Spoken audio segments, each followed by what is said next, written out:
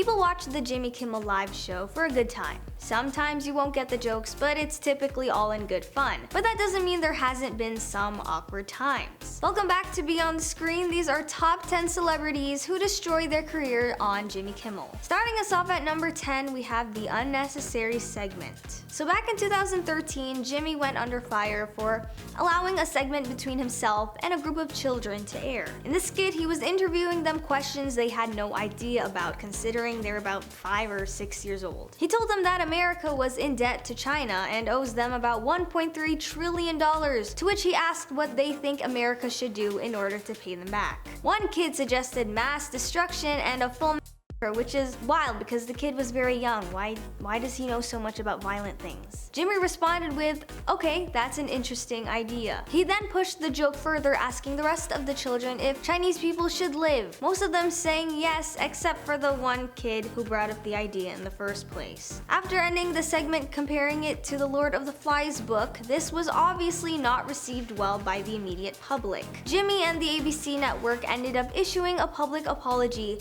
condemning their part in the segment's execution, and had it removed from all platforms, never to be rewatched from the public. At number 9, we have the Inappropriate Comments. Back in 2009, an interview he had with Megan Fox resurfaced. In it, she was retelling the time she was an extra on Michael Bay's film Bad Boys 2. She was only 15 at the time and was dressed in a bikini and 6-inch heels, which she had no business wearing around anyone, especially at her young age. The conversation was clearly going in a way that reflects how society and Hollywood preys on young girls for their sick need. Megan was trying to out Michael's inappropriate tendencies, but Jimmy instead defends it, saying, "That's really a microcosm of how all our minds work. But some of us have the decency to repress those thoughts and pretend that they don't exist." Yeah, maybe it was funny at the time when being mindful and not a weirdo was considered unfunny, but in today's age, this proved to be detrimental for Jimmy's career. Next up on the list, we have the Andy Dick and Ivanka Trump interview. It's always the interviews from the 2000s that tend to be the worst ones. In 2007, Jimmy had Andy and Ivanka on the show. As comedians, you're supposed to be funny, but what part of putting your hands on a woman on national live television is funny? Let's just throw being woke and progressive and all that stuff out the window for a second. That type of action is worthy of you getting thrown out or jailed. As Ivanka's answering one of Jimmy's questions, or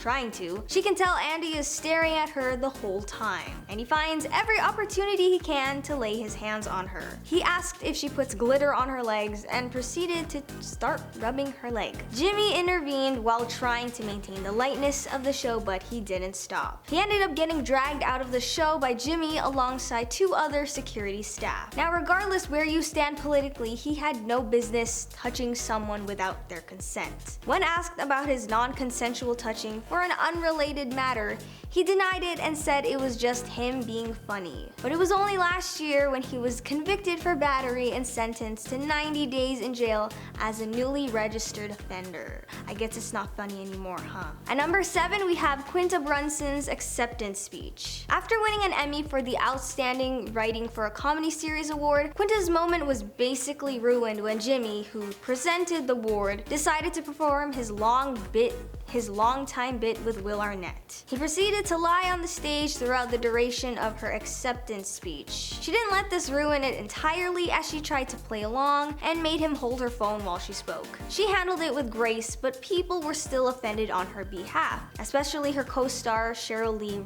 who called the act disrespectful. Later, she appeared on Jimmy Kimmel Live, where he was able to apologize to her publicly. She was also able to give her acceptance speech in full, which was honestly the least he could do for her. Fortunately for him, all was forgiven. Next up at number 6 is the Kanye West interview. Kanye is known for his radical political statements and beliefs, and not in a good way. In 2018, he appeared on Jimmy's show and was asked about his stance with Donald Trump, as he was often seen as an avid Trump supporter. Him admitting to it face-to-face was a way to stir the pot, and having it recorded was a plus. But this caught the rapper off guard, and he kind of just tilted his head and went silent. It was too short of an awkward moment, you might miss it because Jimmy quickly cut to commercial. I personally think it would have been funnier had he just let Kanye sit in that awkward silence a bit more. After his segment was aired, Kanye went on Twitter to clarify what happened. He said he wasn't necessarily stumped by such a question, but rather he just wasn't given an opportunity to actually answer the question. At number 5, we have the Oscars jokes. Jimmy hosted the 2017 Oscars, and many people were not happy with the jokes he made. When actor Mahershala Ali won an Oscar for Best Actor in a Supporting Role, Jimmy thought it would be a good idea to poke fun at his name. While the actor was probably internally celebrating his award, as well as his newborn daughter at the time, Jimmy said that with a name like his, he can't name his daughter just Amy. One Twitter user expressed their disgust for the joke, saying, "You've received the greatest honor of your career, and immediately after a white man reminds you that you are different." The talk show host also had a prank segment where he tricked a bus full of tourists to attend the Oscars. He found another opportunity to make fun of ethnic names when he asked one Asian woman for her name, to which she said it was Yuri. Then when he asked for her husband's name, which was Patrick, Jimmy said, "See, that's a name." Another Twitter user made fun of Jimmy, saying, "Kimmel is so baffled by non-Anglo names like Mahershala and Yuri," which earned a handful of likes in agreement. At number 4, we have Tyler Perry, who exposed Jimmy. Sometime early last year, the filmmaker made a guest appearance on the talk show and had a moment similar to that one awkward interview exchange between Dakota Johnson and Ellen.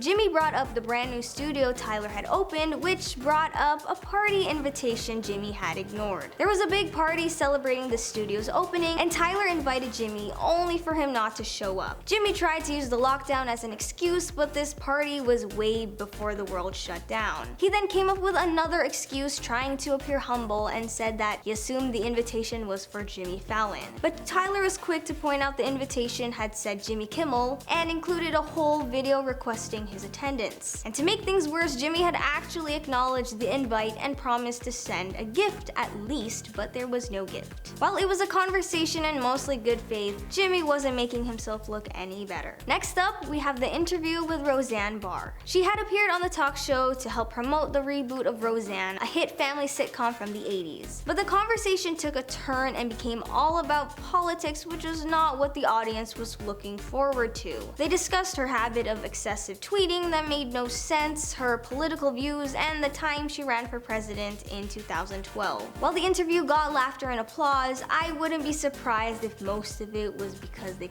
kinda had to. Viewers were unhappy with the interview as they felt like the vibe was ruined. They were waiting to hear more about the Roseanne reboot and not about her reaction to Trump's presidential win. One user said, "Kimmel insisted on talking about politics when Carr was clearly trying to behave and promote her show. That was cringeworthy regardless of your political stance." The show in question ended up getting cancelled after one season following her xenophobic tweets. At number 2, we have the time he played back Joaquin Phoenix's outtake. So Jimmy and Joaquin were discussing the actor's infamous role as the Joker when Jimmy played an outtake for the audience. Things were very intense, as you can tell by Joaquin's demeanor. The actor was clearly irritated and fed up, if his swearing at the staff was anything to go by. He was seen cussing out at Larry, whom he revealed was one of the movie's cinematographers, for calling him Cher, implying that Joaquin was being a total diva on set. Once the clip finished, the actor was clearly caught off guard and embarrassed. He apologized to the audience for witnessing him in that moment, but the fans applauded him. Fans were not happy though that Jimmy had even unveiled this to the public to begin with, as they thought he was trying to get the public to view Joaquin differently. And finally, at number 1, we have the "I told my kids I ate all their Halloween candy" segment. Now, I'm sure you've seen at least one of these types of videos floating around the internet, and honestly, they're funny, you can't even lie. But some users don't think so, claiming that the video challenge, aimed for a good laugh, is at the cost of children's trauma, which I don't think it's that serious, especially because most of the videos, if not all, have the parent come clean and show that they didn't actually eat all of their Halloween candy. Even Jimmy tried to end things and skip the tradition altogether in 2020, but parents continued on anyways. It's a harmless joke, really, so may the tradition live on. Were there any other moments that I missed? Let us know in the comments. As usual, thank you guys for watching, and I'll see you in the next one.